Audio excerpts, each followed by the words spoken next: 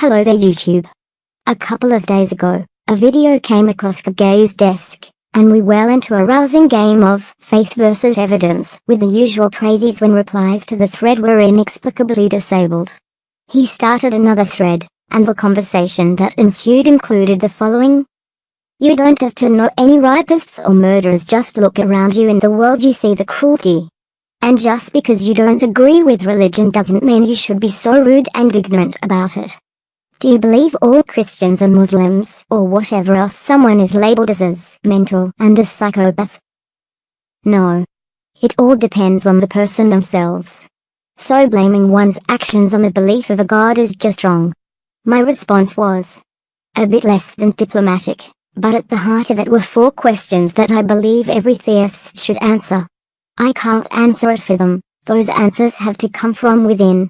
So I give you my original reply to that statement, in all its off-the-cuff glory. So then why credit your God with your successes? Why, when something bad happens, it's God's will? Why surrender responsibility for your prior bad acts by being born again? Why accept responsibility for a single bad act perpetrated by 2 people that by definition couldn't have known what they were doing was wrong? You see where that logic of yours leads?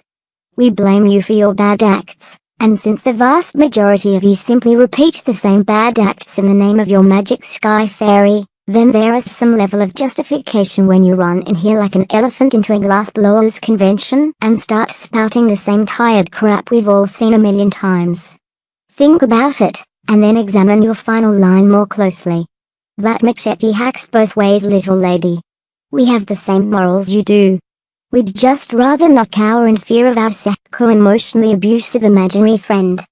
Because if by some really strange happenstance that you lot are right, and your God is the correct way of things in spite of a universe of evidence to the contrary, if I'm going to hell, it'll be for something I fucking did. Not because I was born into a species that the sorry bastard despises millions of years later. She put up another comment which I will not repeat here, if only to spare her the indignity of having her scattered thoughts preserved forever in this video. Instead, I give you the response I promised her in the thread. The treatment here is a bit more gentle than the original post, if only because she appears to have panicked in the face of a determined assault on the underpinnings of her beliefs.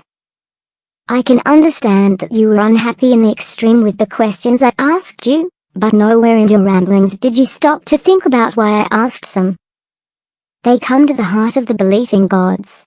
The one spoken of in Abrahamic holy texts, for all 3 major versions, has a major problem with the state of the evidence we have now. At this point, it's only going to get worse. A large number of the stories from those books can be directly refuted, and some others are extremely unlikely. What's left is largely irrelevant to either case. I make no claim of the non-existence of any god. There is no compelling evidence for belief, and therefore it is withheld. I would much rather spend my time and money on the people and things I care about, rather than prostrating myself to a creature that is at best a lazy, bored, bloodthirsty, sadistic tyrant. Worse, he cannot be defined, and several of the most common things attributed to him are either nonsensical on their face or contradictory with other parts. One cannot be omniscient and omnibenevolent. If you know what I'm going to do, then you cannot punish me for doing it. If you give me free will as defined, then you can punish me for my misbehavior, but you can't possibly know what I'm going to do. You can't expect me to assume responsibility for the mistakes of one man so long dead that the only way we even know what his name might have been is that you told another guy, who wrote it down and passed it along.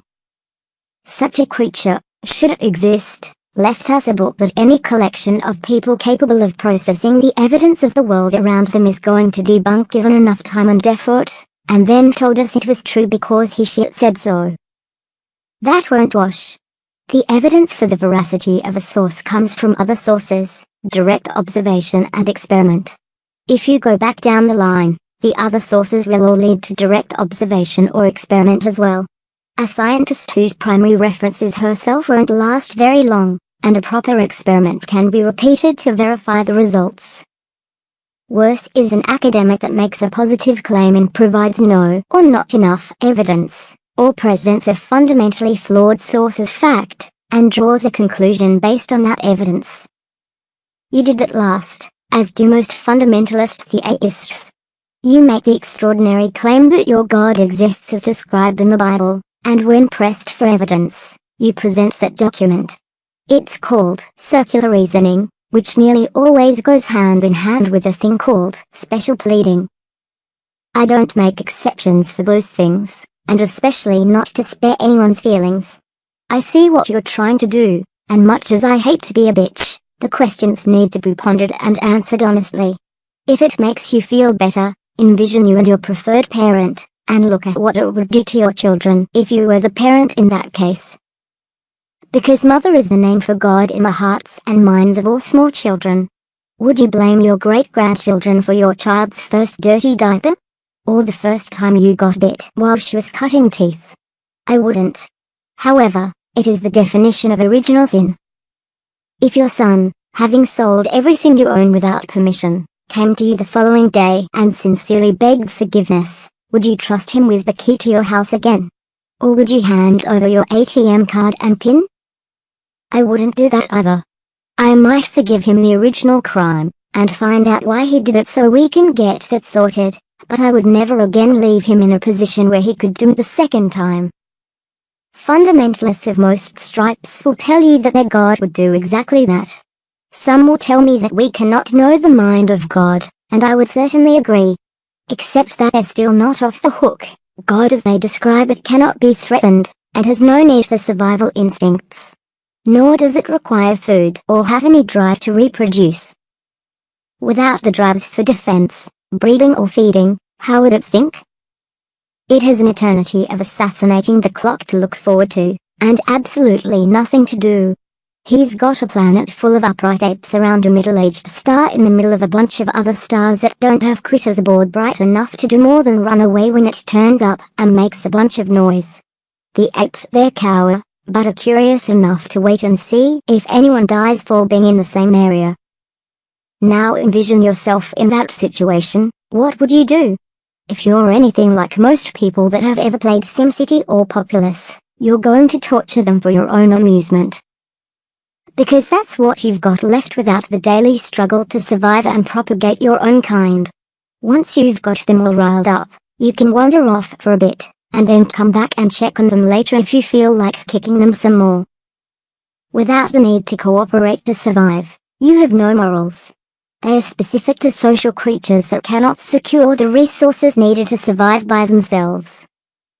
Think about my questions again for a bit, and see what your answers look like. Then ask yourself why you selected those answers. I found it enlightening when I did that, a decade and a half ago. I'm going to guess that you will, too. If you come up with, God said so, then take your Bible and your best moral sense, and read it carefully, word for word. Find the passages that support your answer, and then some that display behaviors that you would find morally reprehensible if a human did it. All the way through, from Genesis to Revelations. Skip no words. No cherry picking. Then come see me, and we'll go over the major events and the evidence that runs counter to the narrative. If you're still called to believe after all of that, then go in peace, secure in the knowledge that you gave it a critically, and found it compelling. If not, know that there are others, and that you will be welcome amongst us. Who knows, you might even find real evidence of God in that search. If it can be verified, then you're set for life. Now for the final question, what have you got to lose? If you want to see the original conversation, there's a link at the fold.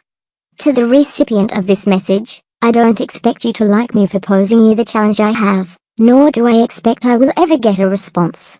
That said, if you want to respond, then I will be more than willing to sit down and talk about it, so long as you're willing to discuss in an open manner. Approach the problem with the mindset of a test with no wrong answers, and you should do fine. For those of you who watch these videos to see us take some idiot apart, then you're in for a treat next time around. There's a certain West Virginia Congresscritter that needs a good hammering, and we're going to give it to him in the next random rant. After that, we're looking at a Miniseries addressing the gold standard of Flat Earth and his proof in Flat Earth Follies 3. Until next time.